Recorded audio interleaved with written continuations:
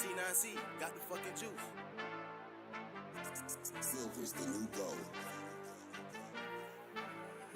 It takes a shit sin.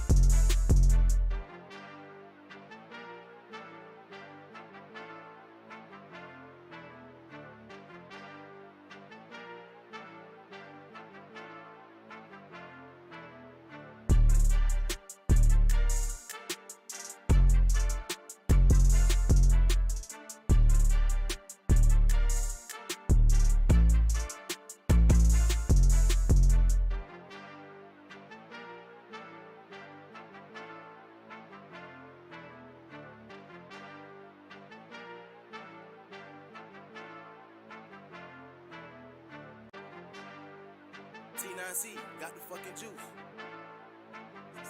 Silver's the new gold.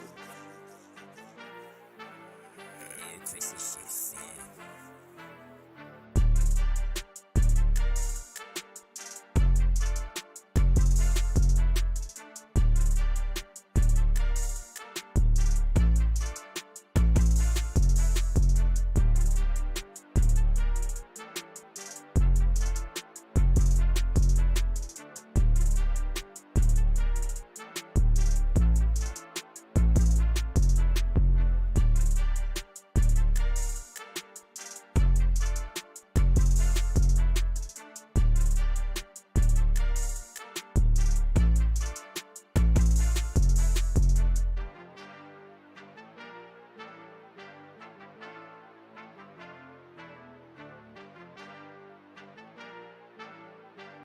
What's going on, everyone? Welcome back to another episode of the JT Sports Podcast. I'm your host, JT, and I got the ultimate Super Bowl 58 breakdown for you guys this afternoon. You guys don't know how excited I am for this episode. I've been thinking about this show all day long, and I got a group project that I just got done doing, right?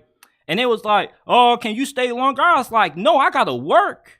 They was like, what you do? I say, I got to go talk to the people. You know, like, I got to go talk about the Super Bowl. And this is a Super Bowl that I think is going to be an all-time classic. Look, these weren't the two teams or the matchup that we necessarily wanted to see. But this is an interesting matchup because you got the 49ers, a team who most people picked to be in this game, against the Kansas City Chiefs, who are basically a Cinderella story when most people pick them to only win a playoff game and then be one and done after. And then yet they find a way to still get into this game, even though this isn't their best team. Are they going to be able to complete the Cinderella run and cement themselves as one of the dynasties in the NFL?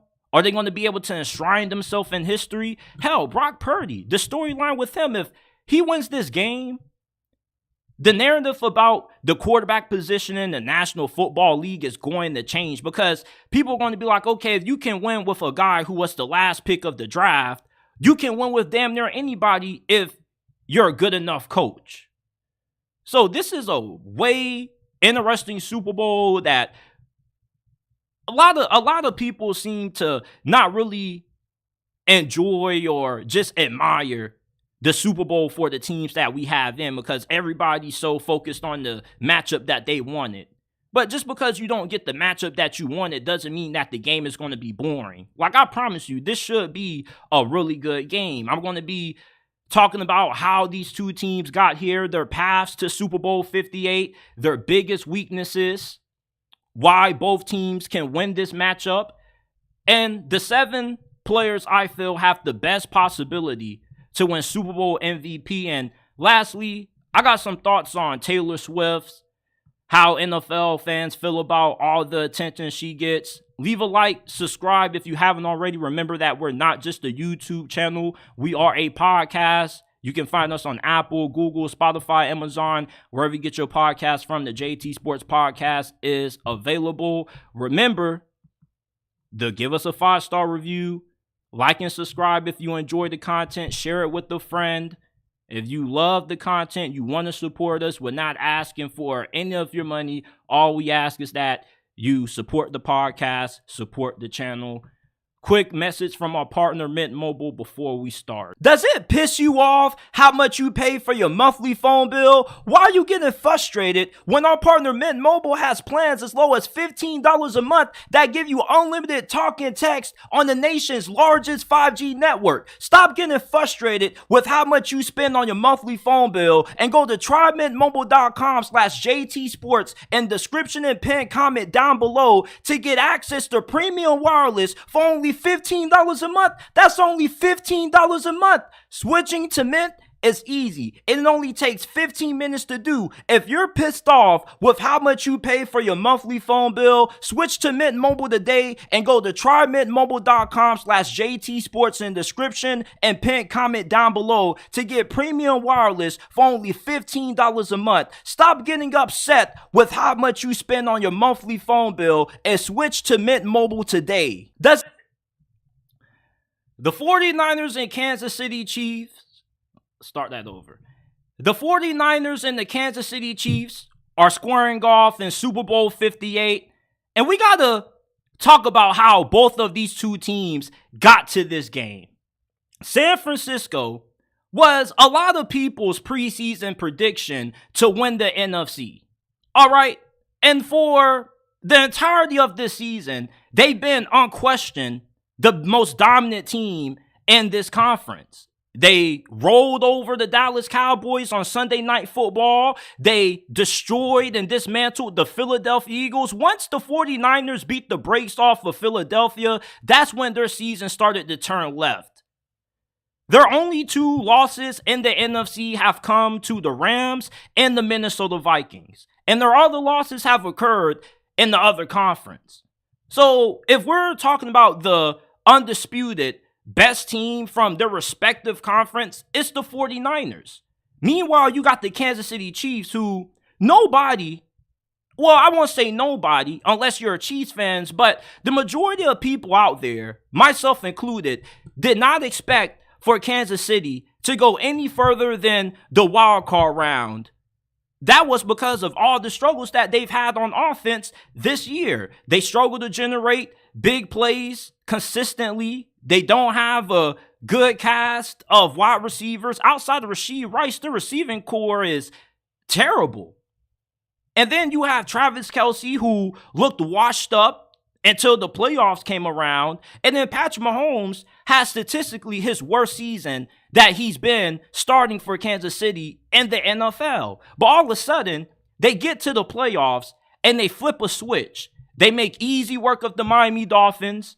They take care of business on the road against a Buffalo Bills team that, yeah, they had injuries, but the consensus was that they were going to win that game because Buffalo already beat Kansas City in the regular season. You see, in the regular season, the Kansas City Chiefs were in control of the 1 seed in the AFC. And we seem to forget that. They were 7-2 in the 1 seed. All of a sudden, they lose to Philadelphia. And then they struggle late November, early December, you lose to the Green Bay Packers, the Buffalo Bills due to J.R. Toney. Then you had the weird game when the Raiders beat you with Aiden O'Connell not throwing another completion after the first quarter. So you would think that Kansas City was going to have no chance of making it to the Super Bowl with how tough the AFC has been this season, with all the great quarterbacks that we have. You would have thought that Lamar Jackson would have been able to get it done with how much of a superior team the Ravens were compared to Kansas City on paper, and with him winning MVP for the second time in his career. All the stars were perfectly aligned for the Ravens to make it out of the AFC.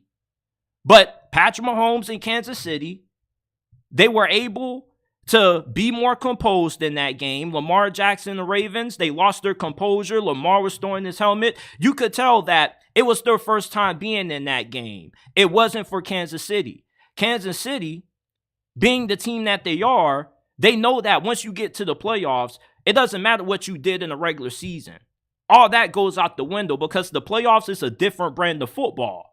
And Patrick Mahomes and this whole entire Chiefs team, they're playing their best football at the right time. You want to play your best football in the playoffs. I'd rather play shitty the last half of the regular season and look good in the playoffs than look strong throughout the regular season and look like how the 49ers have the last two games that we've seen them in. You see, Kansas City has made a strong run to the Super Bowl.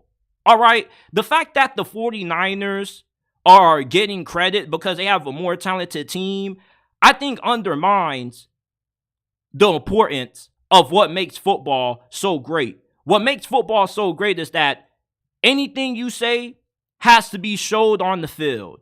And Kansas City isn't the most talented team, but neither were the last three Patriots teams that won their last three Super Bowls with the Brady-Belichick era. The Patriots, even with their best teams, didn't win Super Bowls. They got upset. The best teams don't always win. The team that wins is the team that is able to execute in the fourth quarter, doesn't beat themselves, and has great coaching. You know that you're getting that out of Kansas City. You got Andy Reid, Patrick Mahomes, Travis Kelce, the three staples of that offense, the three staples of that organization, and this dynasty that is impending right now. San Francisco, they were in this game before. And the reason why they lost is really opposite to how Kansas City got here. You see, in the last Super Bowl that the 49ers played against Kansas City, they were in control for 4 quarters and 7 minutes. And then Kansas City and Mahomes took over the rest of the game. You see, Kansas City has the true heart of a champion. They show up in the biggest moments. When they need to get a big play, they find a way to execute and get it done. You can't say the same for the 49ers, and that's why they've limped into the Super Bowl. You see, with Jimmy Garoppolo at the helm at quarterback in that Super Bowl in 2019 against Kansas City, he played very well up until the fourth quarter when he overthrew Emmanuel Sanders. And you can't just put all of the blame for San Francisco losing that Super Bowl on Jimmy Garoppolo. Kyle Shanahan, he is notoriously known for choking away Super Bowl leads. He did it against Kansas City the last time these two teams met up in the Super Bowl, and he did it when he was the offensive coordinator of the Atlanta Falcons when they gave up that 28-3 lead. This dude has questionable play calling when the game is on the line and when he's playing from behind. He gets a little bit tight. He looks a little bit nervous and anxious, and he gets away from what works. And that's why the Chiefs have made a strong run into the Super Bowl, and the 49ers are limping into the Super Bowl not playing their best football. And that's why I referenced that last Super Bowl matchup between these two teams, because the same 49ers team that we saw that year is the same 49er team that I see this season with a worse defense. You see, San Francisco, for as talented as a team that they are, they haven't played like it the last 2 weeks. We haven't seen the most dominant team in the NFC. They nearly lost to the Detroit Lions. They nearly lost to Jordan Love and the Green Bay Packers with home field advantage and the first round bye. This is not a team that is playing great ball. And what even concerns me more is that they beat the Detroit Lions in the NFC Championship, having concerns with effort. Chase Young doing his own thing. The pass rush not really being all that great. You can say that San Francisco found a way to win the game, and that's what matters, and that's why they're in this game. And it's a testament to how talented of a team they are. If you can not give it all you have effort-wise, and you can still win and do it from comeback fashion, that shows how talented you are. But the Lions lost that game because of coaching decisions, especially in the fourth quarter. And I'm not just talking about the fourth down decisions by Dan Campbell that didn't work out. The timeout that he burned late was pretty stupid. And the decision-making to run it on that last touchdown attempt was really idiotic when they needed to score fast, when they really should have thrown the football. Kansas City, you're not going to have that issue. Kansas City, you have to beat this team clean because they're not going to give you any opportunities for you to take advantage of mistakes. Yeah, in the regular season, they had some errors when it came to getting lined up correctly. Kadarius Toney, there were a lot of false start and holding penalties called on their two starting tackles. But in the playoffs, this has been a fairly clean football team. Great coaching. You have been very disciplined. The 49ers have been the total opposite. And this is the worst defense that they've had in all the years that Kyle Shanahan has been their head coach. The 49ers got to the Super Bowl looking strong in the regular season. And even during the regular season, when they started 5-0, they lost their next 3 games. And then they came off a bye and beat the hell out of Jacksonville, won 6 straight, and then lost to Baltimore. This is a team that isn't the dominant team that people perceive them to be. And they're going up against a Kansas City team that right now, they're locked in. They're executing on all 3 levels, offense, defense, and special teams. They got held to 17 points against the best defense in the NFL this year. The 49ers defense is not that great. The 49ers got here because they were able to take advantage of bad coaching decisions by Dan Campbell. And they showed up against Jordan Love on the final drive to get that interception on him, but he made a young quarterback mistake. You're not going to get those mistakes out of Patrick Mahomes. The Chiefs, right now, have a lot of momentum. They can truly say that, we ran the table, we got in here because we flat out beat everybody we played. We were the better team. They were the better team against the Ravens. They were the better team against the Bills and the Dolphins. The 49ers, you can't say they look like the better team than the Green Bay Packers in the divisional round. You can't say they look like the better team than the Detroit Lions. They only play in the second half. And you can say that's a heart of a champion too. I can't give praise to Kansas City for turning things around and not give praise to the 49ers for doing the same thing. But you see, the way the 49ers won was really ugly. You're not going to be able to come back down 3 scores in the second half against Patrick Mahomes and Kansas City. That's not going to happen. They're too well coached of a football team, and they have one of the greatest quarterbacks to ever touch a football. So if you get down early against Kansas City, your ass is cooked. So these are the ways these two teams got to this game. The Chiefs got here not really finishing the regular season off strong, but they flipped the switch in the playoffs. And all of a sudden, Travis Kelce, who looks washed up in the regular season, is having his best playoff run of his career. Patrick Mahomes is completely flawless right now. He's making no mistakes. It seems like he's throwing no inaccurate passes. He's making no bad decisions. All he's doing is going out there and executing and dominating. and you got a team that's playing their best football right now. This is the best football that Kansas City has played all season long versus the 49ers. They've limped to the finish line. Now, they still gotten here, and they have the opportunity to recorrect some things or rework some things. But at the end of the day, I believe what you are right now going into this game is truly what you're going to be on the field. Now, take that for what you want, but Kansas City has played better football in the playoffs than what the 49ers have.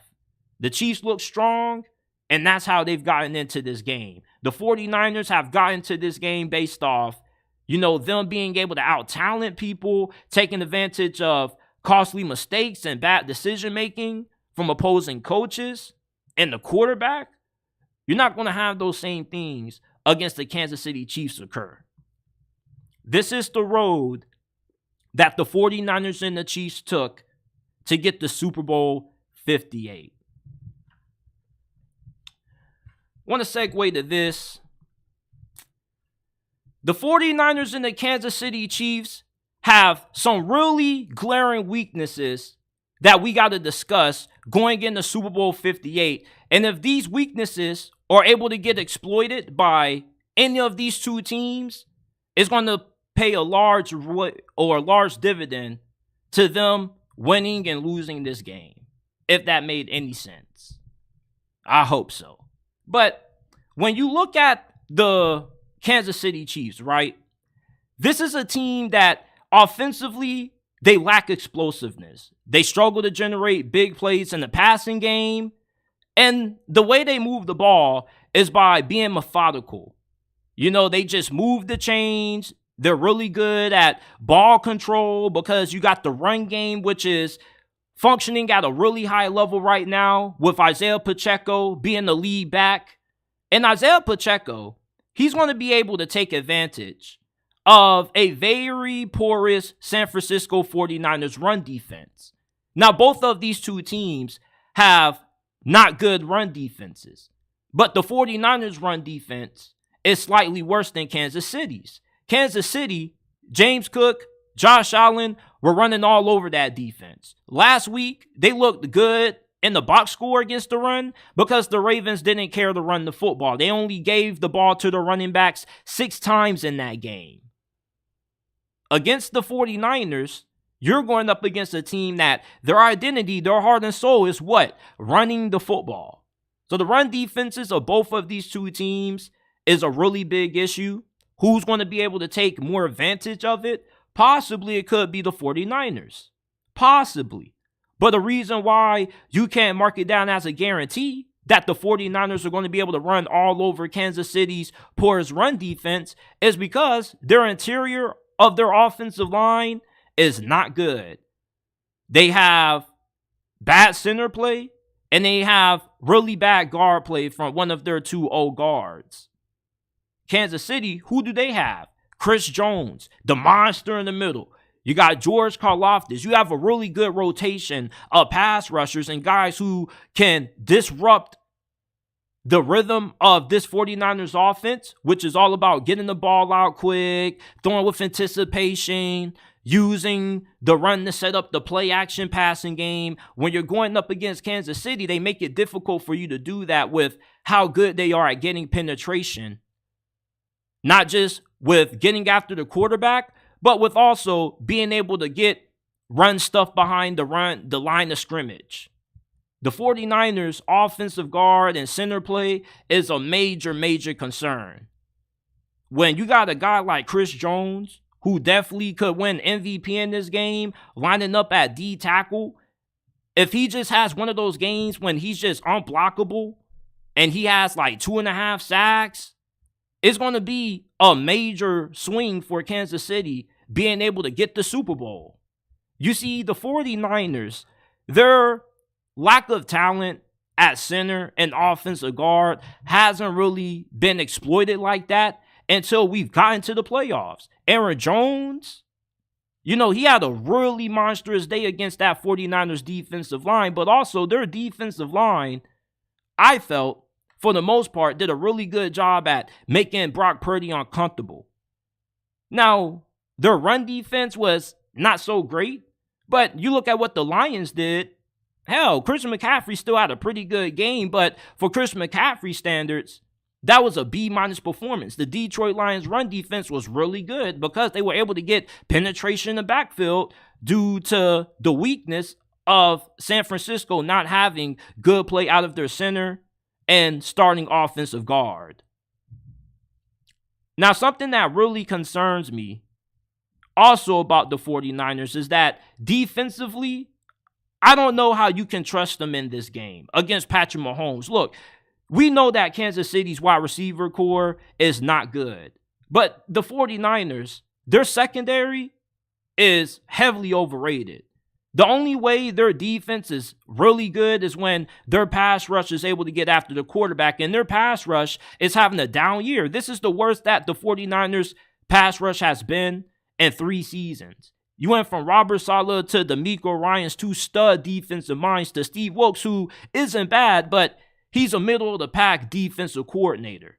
And it's pretty evident because you look at the 49ers and all the talent that they have on defense, and you would think that this should be one of the best defenses in the NFL with Arik Armstead, Chase Young, and Nick Bosa, Javon Hargrave, but not all of those guys play up to the level of talent that they have.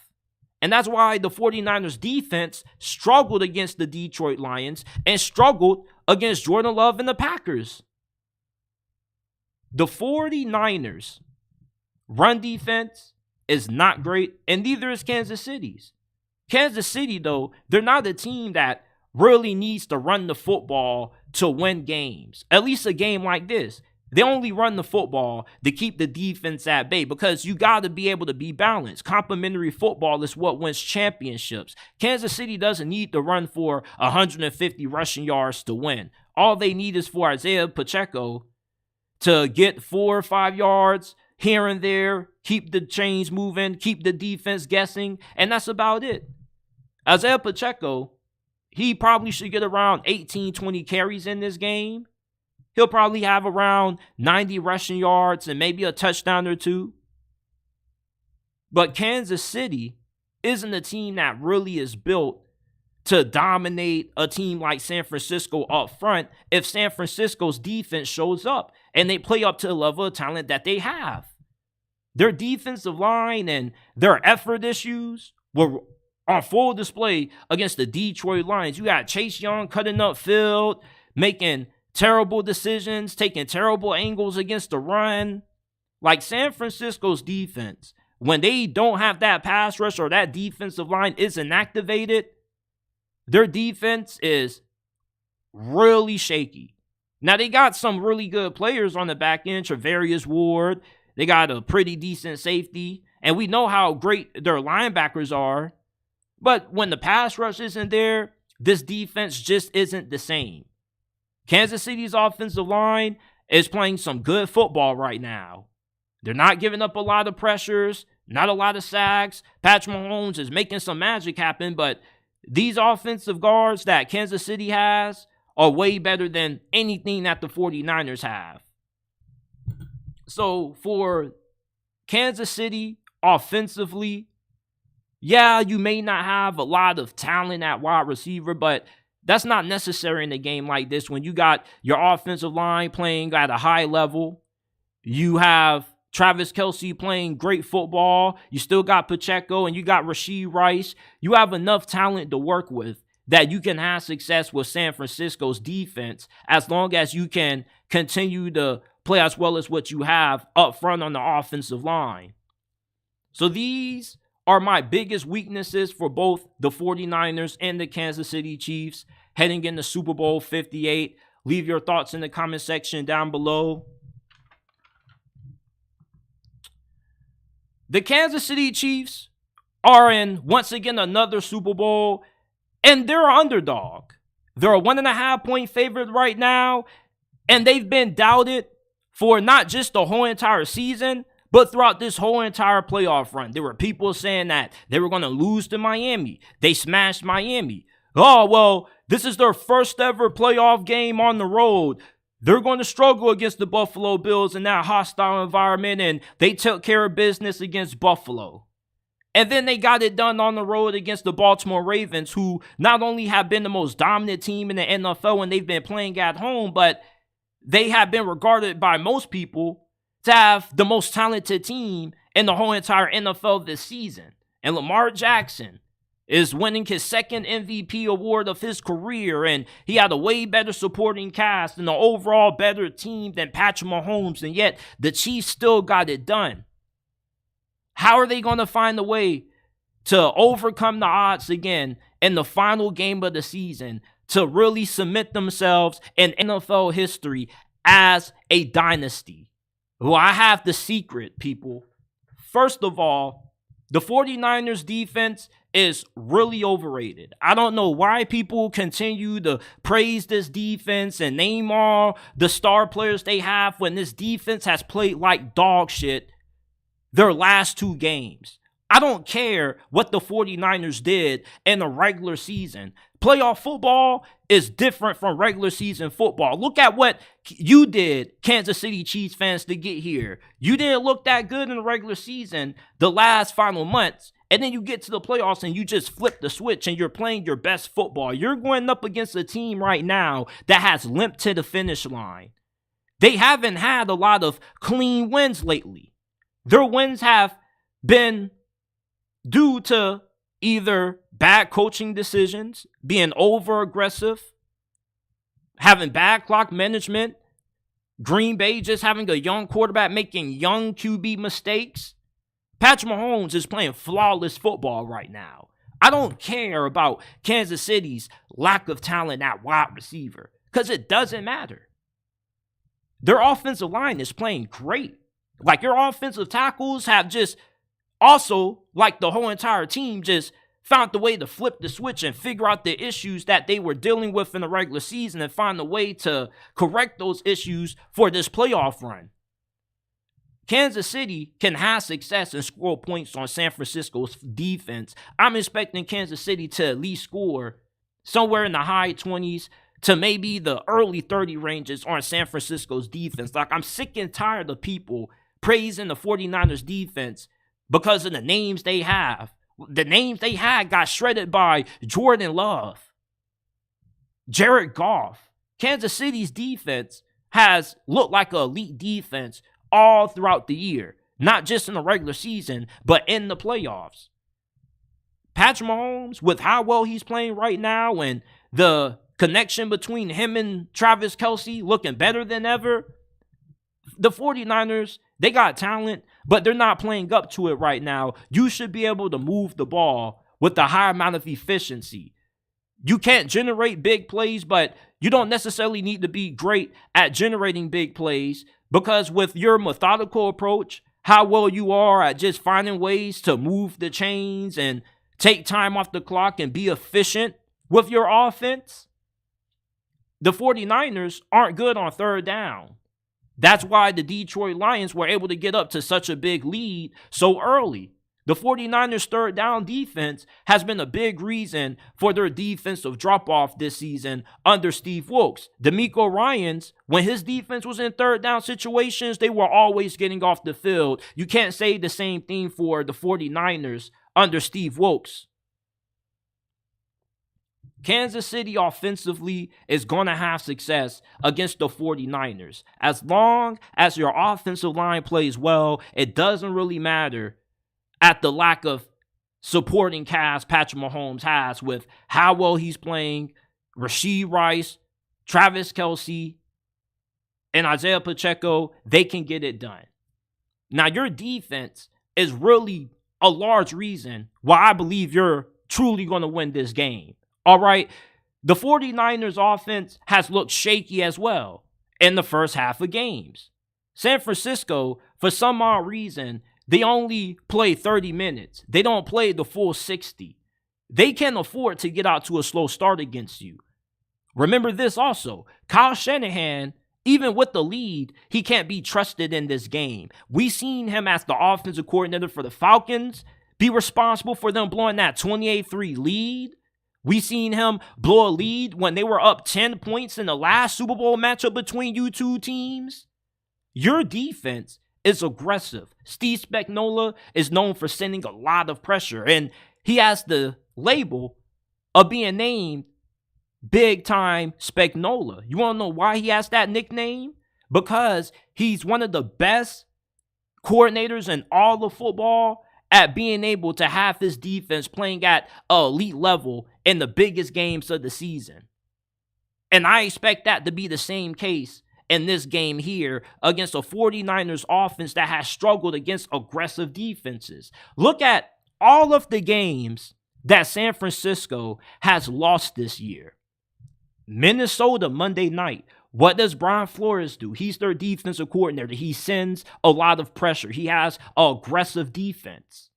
The Baltimore Ravens under Mike McDonald, aggressive defense. Same thing with the Cleveland Browns, aggressive defense. Pass rushers that can get after you. When the 49ers offense goes up against aggressive defenses, teams that really attack the quarterback, can get after you, blitzing or just rushing for, they struggle because they don't have good interior offensive line play. And plus, this is an offense that is predicated on timing and anticipation. And when you can get fast pressure on the quarterback, like Kansas City can, you ruin the timing between Brock Purdy and these wide receivers because it's all about rhythm. And when you're consistently getting in the backfield, getting constant pressure, that's how you force Brock Purdy to have these games when he's making critical mistakes, when you're aggressive, when you're not allowing him time to just 1, 2, 3, drop back, get the ball out fast. You know, you got to be aggressive when you're going up against the 49ers. They're a team that's very physical. We know the brand of football that Kyle Shanahan likes to play. They like to play smash mouth. So can Kansas City. Kansas City is not only a physical football team, but an aggressive football team. And these style of teams have given the 49ers problems this season. I'm giving you guys some information that I don't hear a lot of people talking about in the national media. Not enough people have talked about that.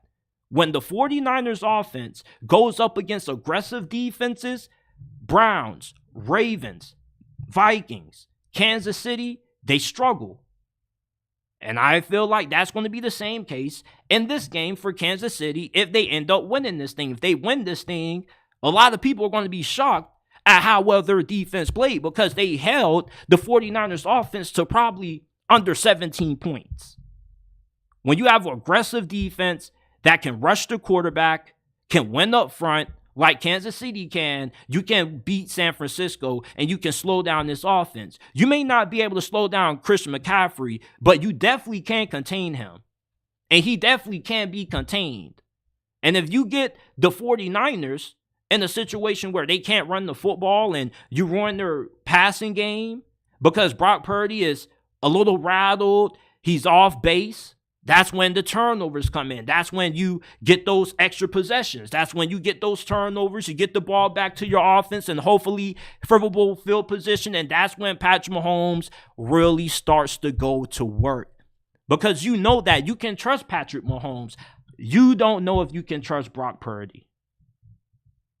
You see, quarterback is one of those positions that everybody gives all the praise to. But people seem to forget that for you to be a great quarterback, you got to have great pieces around you. Patrick Mahomes is one of the few players that I truly ever say, I'm not going to count him out. I'm not going to bet against him. I'm going to bet on him because he's playing in this game, because he's the quarterback. Same thing with Tom Brady. You know the old expression, you can never bet against Brady. Well, you can never bet against Patrick Mahomes. Why is that? When football is a team game that people have so much confidence in one player, it's because Patrick Mahomes is at such a different level where he truly can elevate his teammates. That's so cliche and it gets overused a lot. Elite quarterbacks make their teammates better. Well, that shit is true for Patrick Mahomes. Like Tom Brady was winning Super Bowls with fucking Chris Hogan. Do you know where Chris Hogan is at right now? He's playing lacrosse. Patrick Mahomes is in the Super Bowl with MVS, his best rookie being Rashee Rice, an aging Travis Kelce. Most of these receivers, we don't know who the hell their names are. Kadarius Toney, Sky Moore. Unless you're a Chiefs fan, you know who these dudes are. Most of us don't. Unless you really follow the National Football League like that. The reason you've gotten to this point is because of the greatness of Patrick Mahomes. He's playing the best football that we've ever seen him play right now. No turnovers, completely flawless, not a lot of inaccurate passes. He just seems to just be making great decisions back there. That's all you can put it. He's just a guy balling out playing football. As long as you have 15, I'm never going to bet against you. I'm never going to doubt you. I learned my lesson when I took the Baltimore Ravens money line. I learned my lesson. And I'm not about to get burnt again. I'm not. Patrick Mahomes, what makes him so special is that, yeah, he's this all-world talent that can make all the throws. He's a really creative, elusive runner. But he shows up when the game is on the line. Josh Allen didn't show up in the fourth quarter late.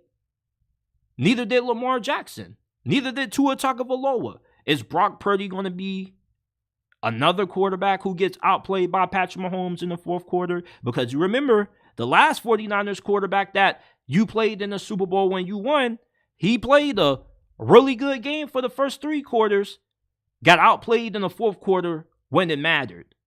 Listen, I'm taking Kansas City. Kansas City is going to win this Super Bowl. Mark my words. I don't care about the talent discrepancy in this game. It really doesn't matter. Because even if you want to go back to the regular season and talk about how the 49ers rolled over the Cowboys and the Eagles, cool, but both of those two teams were early playoff exits. Kansas City, even in their losses to the Eagles and the Buffalo Bills and some of the better teams in the NFL, they never got blowed the fuck out. Like, they've been competitive. If you're going to beat Kansas City, it's not going to be by you just routing them. You're truly going to have to beat this team clean. And the 49ers haven't shown the ability to beat a team clean. Hell, you don't even know if you can trust your kicker. I should have talked about that in my biggest weaknesses. I might redo that segment over. But how the Kansas City Chiefs can win the Super Bowl, Patrick Mahomes plays well. Your offensive line continues to play good like how they have the last few weeks. And then your defense does what it's been doing all season long, getting after the quarterback, being aggressive. And that's what disrupts the rhythm and timing of Kyle Shanahan's offense. And that's how you win Super Bowl 58 and cement yourself in NFL history as a dynasty. The 49ers. The last time you went against Kansas City in the Super Bowl a few years ago, you lost this game. What do you have to do to make sure that you don't fall fate to Patrick Mahomes again? Well, first thing is, get out to a fast start. You can't expect to beat Patrick Mahomes coming from down 3 possessions in the second half. It just isn't going to happen. You want to know why? Because you're not going to be gifted extra opportunities due to aggressive decision making. You're not going to have costly fumbles late in the game. You're going up against a team that's been here before and they know what it takes to win. You don't, because your head coach, when he's been in the Super Bowl, the last 2 times he's appeared in this game, the OC for the Falcons, he was responsible for them choking that 28-3 lead, and they choked away a 10-point lead when you got to this game last time. So you got to make sure that not only you get out to a fast start, but in the fourth quarter, this team is as locked in as what they've been all year long. Because that's really where it's going to matter. You see, if you go down 3 points, maybe a touchdown at halftime, that's not bad. But you can't allow yourself to get outscored and boat raced in the first half of this game and expect to come back. You need to start out fast. Kyle Shanahan is known for scripting plays, so his first 30, 40 plays that he got scripted out for this matchup better be the best set of scripted plays that he's ever picked. Another thing that you got to do is you need Brock Purdy to show up in the fourth quarter.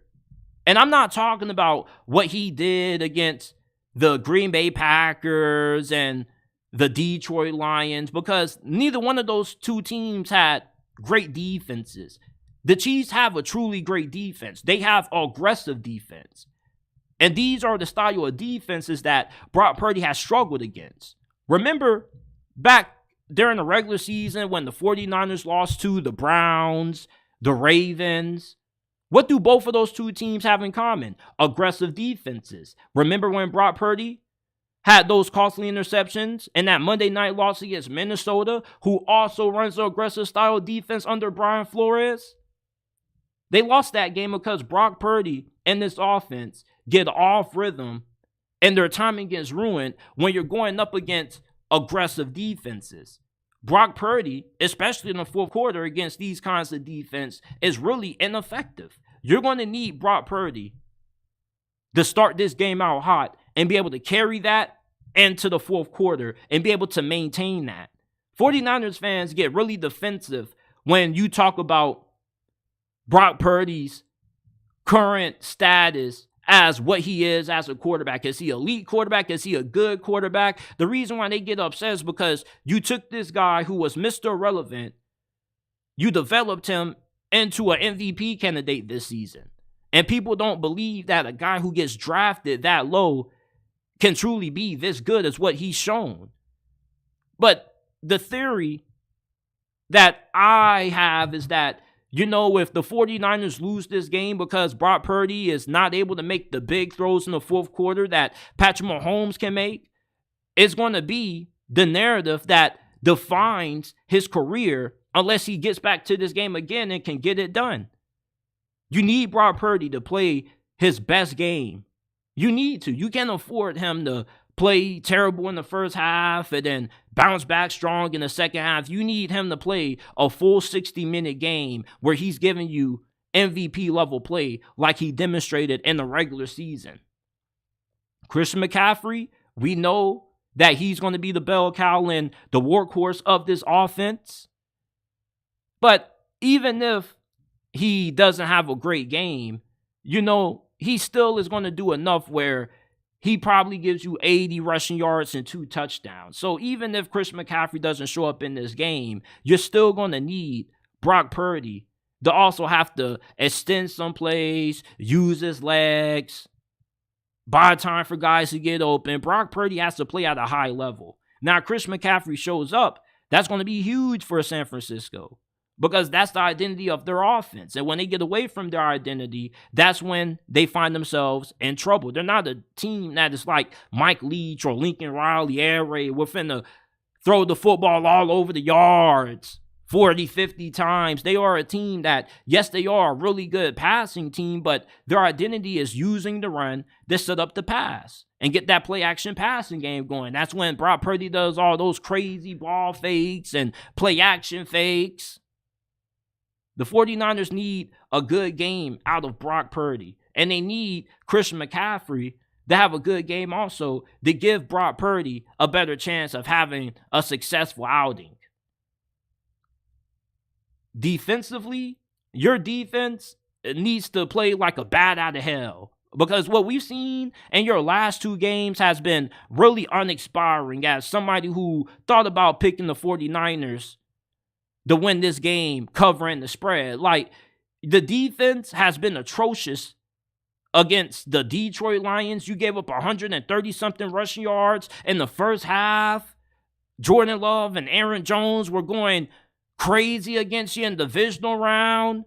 You got Steve Wilkes calling out the defense for their lack of effort against the Detroit Lions, and you won that game somehow. Normally, when a team gets called out for a lack of effort is when they lose, not in a win.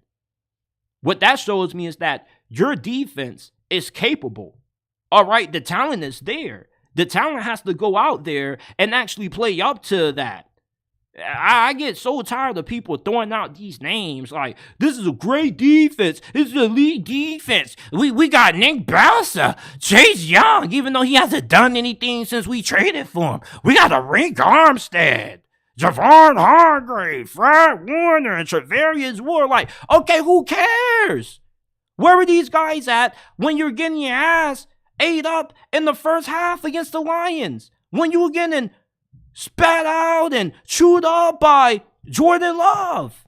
Nowhere. Yeah, you came away with some big plays down the stretch, but you can't expect to win games that way. You need your defense to play up to the level of talent that they have on paper. You need your defensive line to get after Patrick Mahomes. If your defensive line can have the same performance that Tampa Bay had when they beat Patrick Mahomes in 2020 during that weird season, you are going to win this game. No ifs and buts about it. If you can dominate Kansas City up front with your defensive line and all the talent that you have against your offensive line, which definitely should be possible, you definitely win this game and you win it convincingly. But even if you don't win it convincingly, if you got Mahomes running for his life and the receivers aren't that great, your secondary plays good when your pass rush is playing good.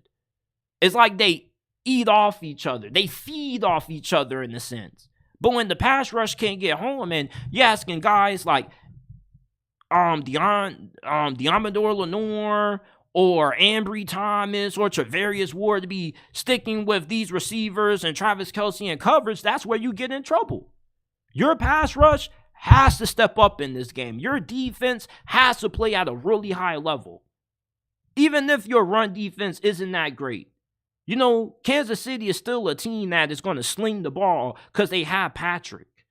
But if you can make them a one-dimensional team and make them have to play into their weakness, their inability to generate big plays, because your secondary is good enough where they should be able to slow down these receivers. I don't know if you can slow down Travis Kelce, but with the lack of talent that they have and weaponry, defensively, as long as you show up and you don't have any issues with effort and everybody is playing at the level that they should, you should easily be able to shut down Kansas City's offense, even if your run defense isn't that great because they still have to throw the football. They run the football on first, second down, it's over. Hell, you get 2 yards on first down, 3 yards on third down, you still might pass it. The 49ers defense has to step up for them to win this Super Bowl.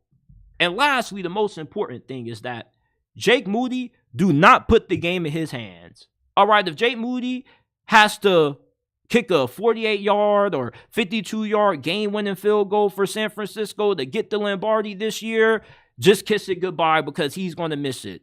You got to win this game with Brock Purdy, Christian McCaffrey, Deebo Samuel, George Kittle, all being able to get the ball in the end zone. You can't settle for 3 in a game like this. You can't leave a game like this up to Jake Moody. Maybe 1 or 2 field goals is it, but even that's risky. But game on the line, you need Jake Moody to win you the game. He's not going to do it for you. So you need to find a way to have success in the red zone. You can't afford to be coming away with field goal attempts because even a 19-yard field goal for Jake Moody isn't even a guarantee. The 49ers need to be dominant in the red zone. Go for it on fourth down if you have to. If it's 4th and 1, 4th and 2, 4th and 3, who gives a damn? Go for it because you don't need this dude, Jake Moody, taking any field goal attempts because there's a higher chance he misses it than he makes it. And then secondly, you need to get out to a fast start. Then third, you need Brock Purdy to play a great game.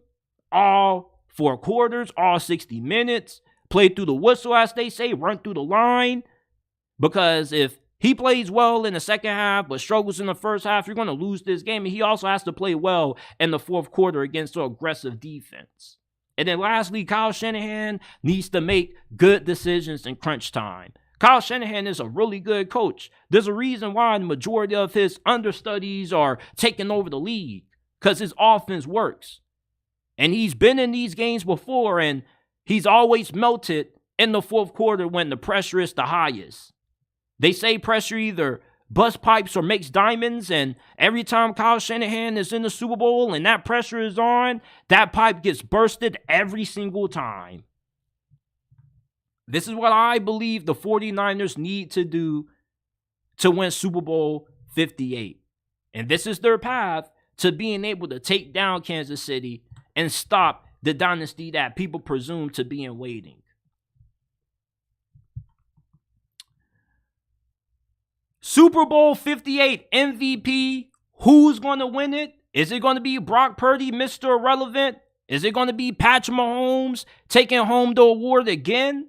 Could it be Nick Bosa, Chris Jones? This is my list of players who have the best chance to capture Super Bowl 58 MVP. I'm going to start off with that man, Patrick Mahomes. He's the GOAT in waiting. He's in another Super Bowl once again, and if he wins this one, that's 3 now. He ain't too far away from Brady. Still got some ways to go, but he's making some progress. And you also know that Patrick Mahomes in a game like this is always going to give you his best performance. Unless the offensive line and everybody around him is just completely boo-boo, Patrick Mahomes is going to ball out. He's going to do his thing. And with that, he probably would be my pick to win MVP. But he's not. Because I believe that this game is going to come down to somebody winning MVP who's not Patrick Mahomes. Because my next candidate is Travis Kelce. Travis Kelce, we thought he was washed up. We thought he was done for. He gets to the playoffs and he just all of a sudden starts playing the best football of his NFL career. This is the best postseason performance or postseason run that Travis Kelce has ever had. And he's doing it when we all started to count him out. For him to go for 2 touchdowns and maybe have 170 yards in this game is possibly what it's going to take for him to win MVP. But I definitely believe that it's capable of happening.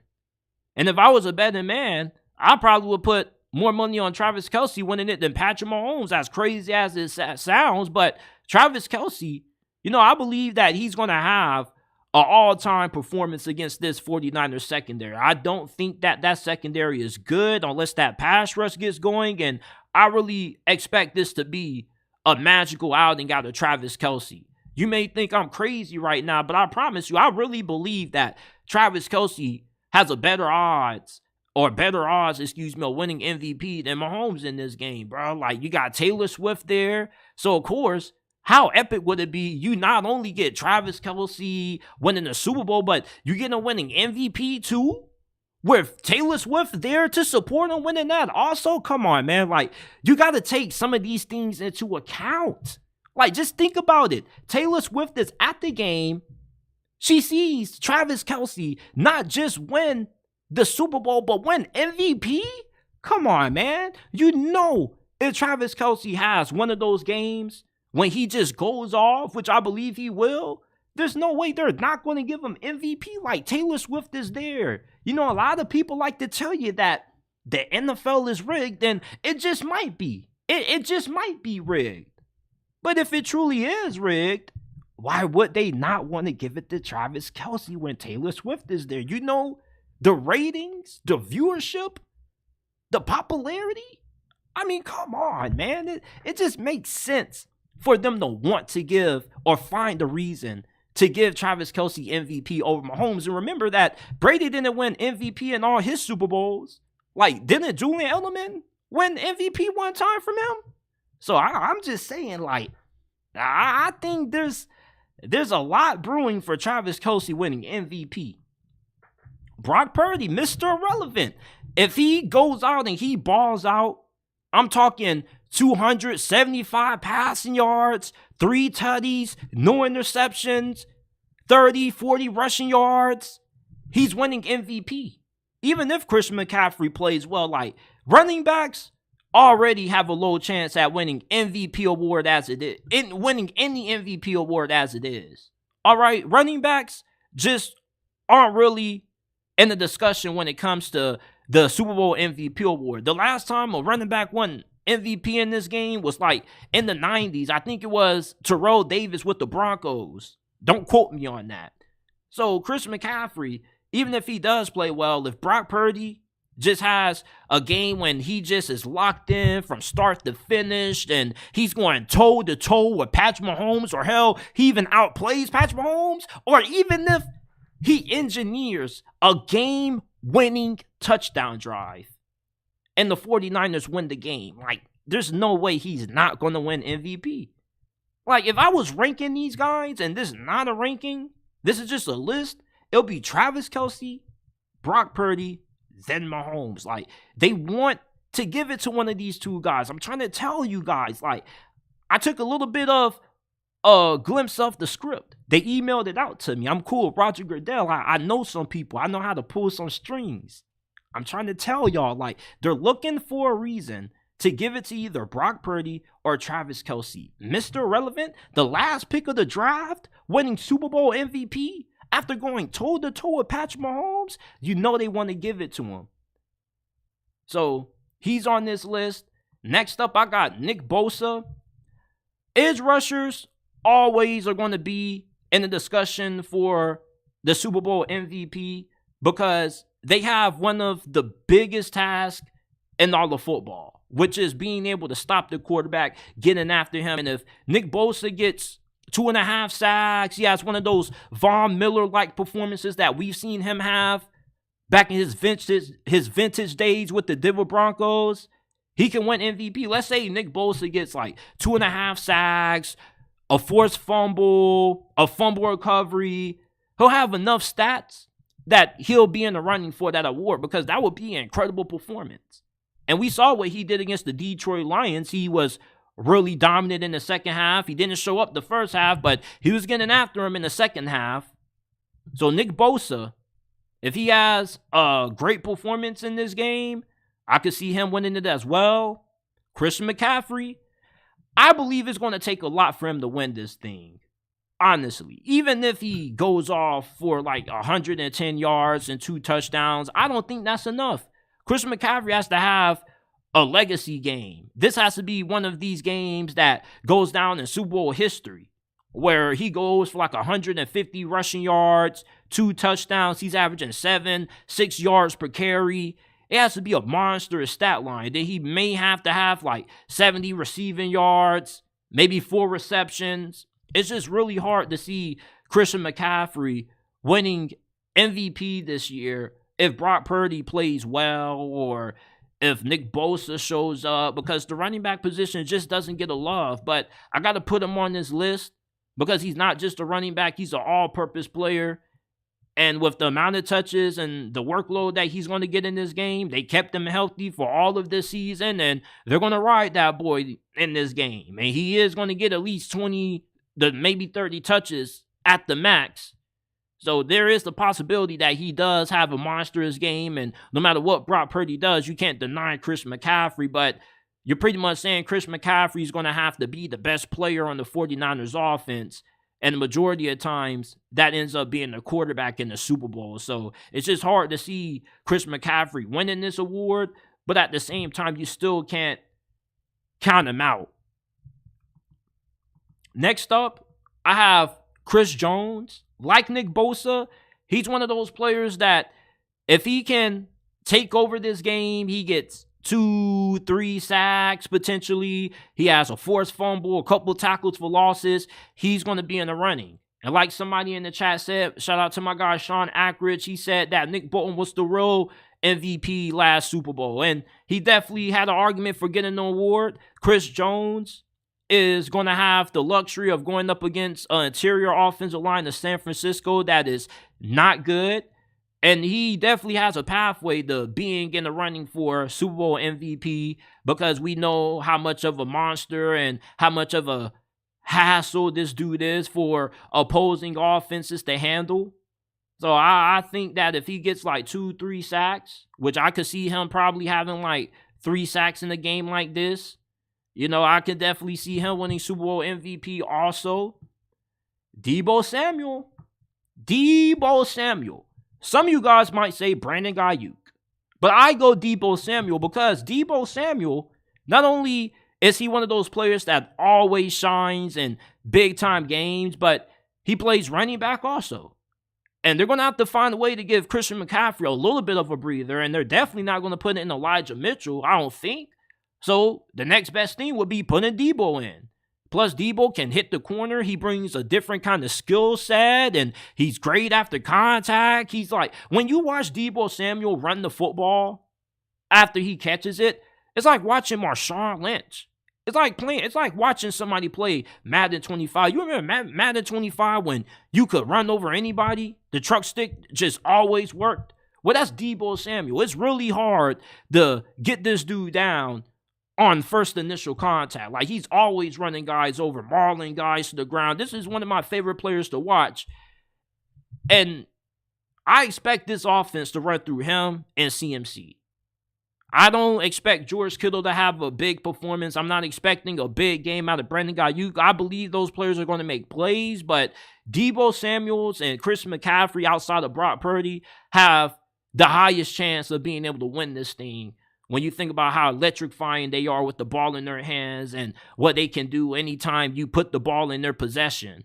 Deebo Samuel, he could have a game where he goes for 160 receiving yards, 6 catches, and then has maybe a big run of 30 yards, and then a couple of other carries that boost the total rushing yards average for him up to 60, 70, and then he'll have over 200 plus all-purpose yards, which could be a Super Bowl record or something like that. So if he has one of those kinds of games that we've grown accustomed to seeing out of him in these kinds of matchups, he definitely can win MVP. These are my Super Bowl 58 MVP candidates.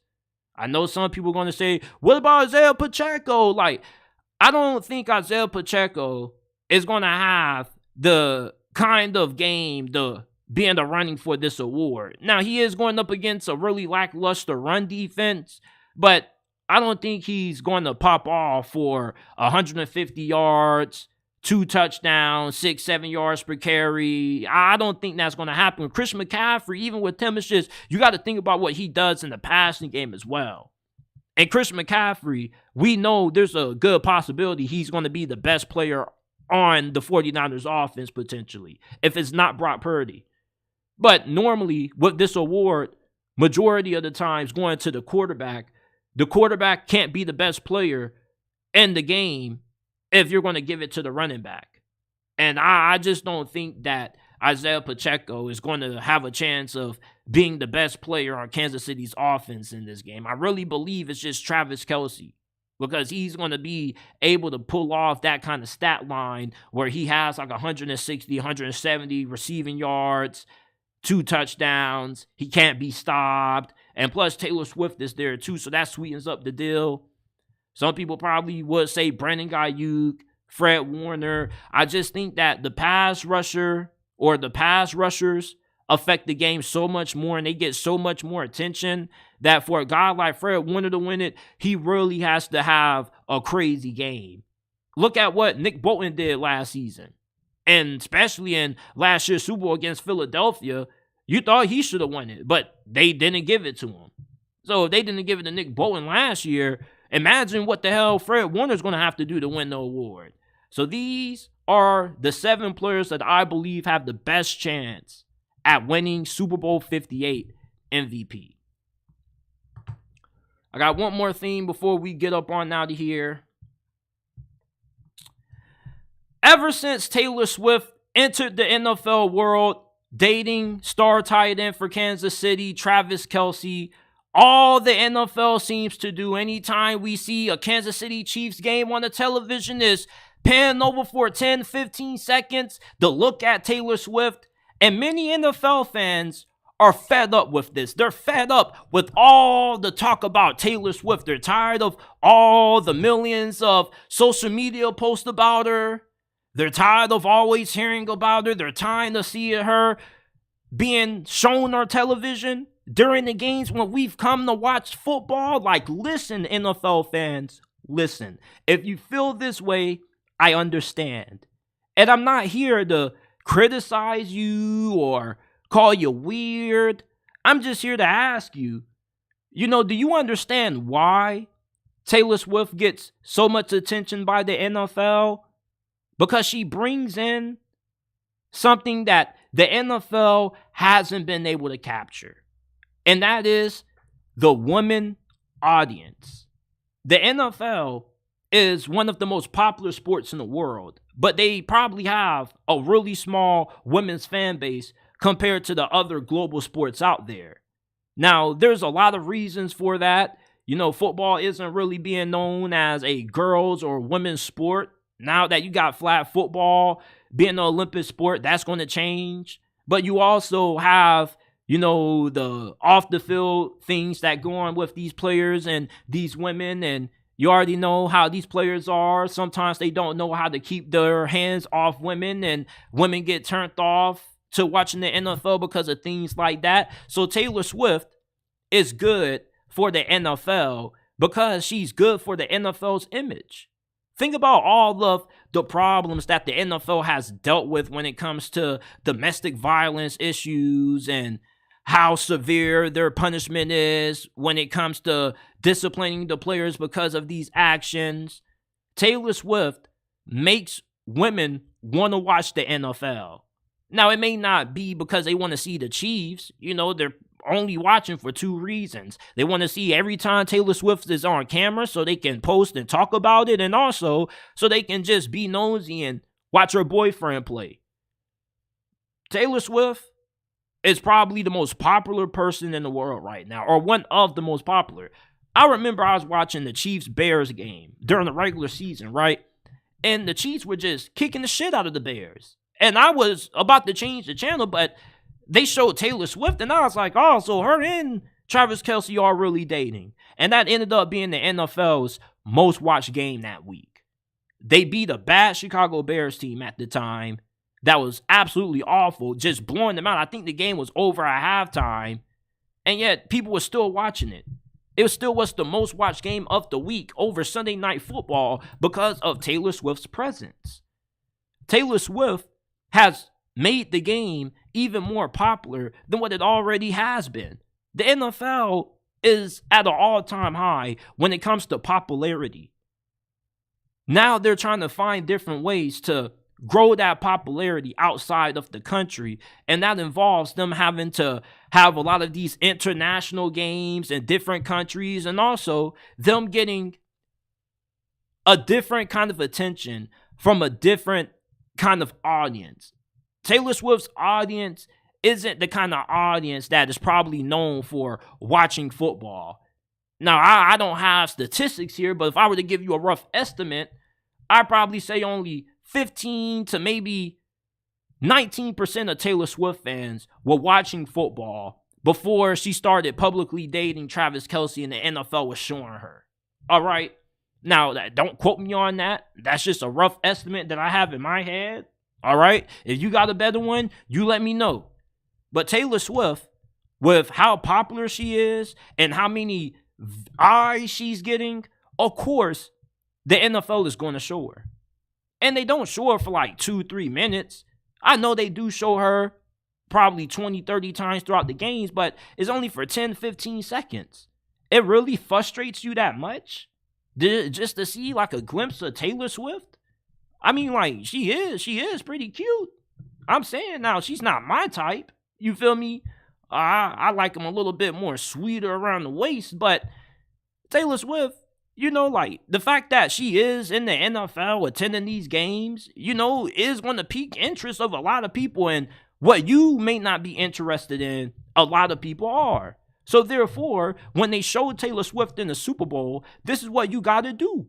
You go up, you get up out of your seat, or where you're lying down at when you see on the screen, and you just go get you something to drink out of the kitchen.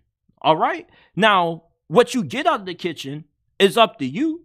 Now, if you get some water, some soda, that's cool. But if you want to make this a little bit fun, the night before the Super Bowl, go out, get you a little bit of tequila, maybe get you some of that New Amsterdam, you feel me, and have yourself a little bit of a game, Every time the NFL shows or cuts to Taylor Swift on TV, guess what you do? You take a shot. So at least, you may not be able to tolerate seeing Taylor Swift on the damn TV screen every 3-5 minutes, but at least you can have a little bit of fun and feel a little bit good while being tortured.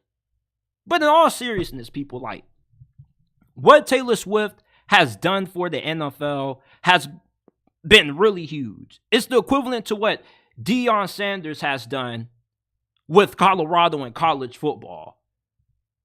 Taylor Swift is a really big person in pop culture. She brings so much attention with anything she does. And with her being in this relationship with Travis Kelce, all it has done is made the NFL more money. So, of course, they're going to keep showing her. But, you know, anytime you see her post on social media and you comment on the post how much you're getting tired of seeing her, guess what they do? They continue to post her. If you don't want Taylor Swift to be posted and you're tired of the NFL giving her so much attention, then stop giving Taylor Swift so much of a reaction when she gets posted by the NFL on social media. Because the less engagement they get on these posts, the less they're going to want to post them. Because why are you going to post something that people never engage with? They know that a lot of you guys don't care for the Taylor Swift thing and that you're going to get all riled up about it, swollen face red. But if you don't allow it to get you that way and you just ignore it and you don't comment, then you don't got to worry about it. She's generating a lot of money for this league, a lot of attention. She's increasing the viewership numbers. Will Super Bowl 58 be rigged because of her? I don't think so. But I do think if Travis Kelce has somewhat of a great performance, they will give him MVP because of her. But Taylor Swift, I don't really have an issue with her being in the NFL spotlight so much. I don't really pay it that much mind. I don't really care too much. I don't got nothing against her. Like, she's cool. Like, I used to listen to a little bit of Taylor Swift when I was riding home from school with my grandma on Fridays, and she came up on the radio. She ain't really somebody I would listen to, but, you know, she got some hits that I kind of mess with. I don't got nothing against her. Like, I kind of like Taylor Swift. But, you know, like, I do get a little bit annoyed with how much sometimes they do kind of like glaze her a little bit. They do be kind of glazing hell of a lot. I'd be like, man, like, talk about the game. But it doesn't really get me that frustrated where I think to pick up my phone or my tablet and say, oh, like, I'm getting fucking tired of seeing Taylor Swift. You know, like, anytime you comment and you engage with these Taylor Swift posts, they're going to keep making them.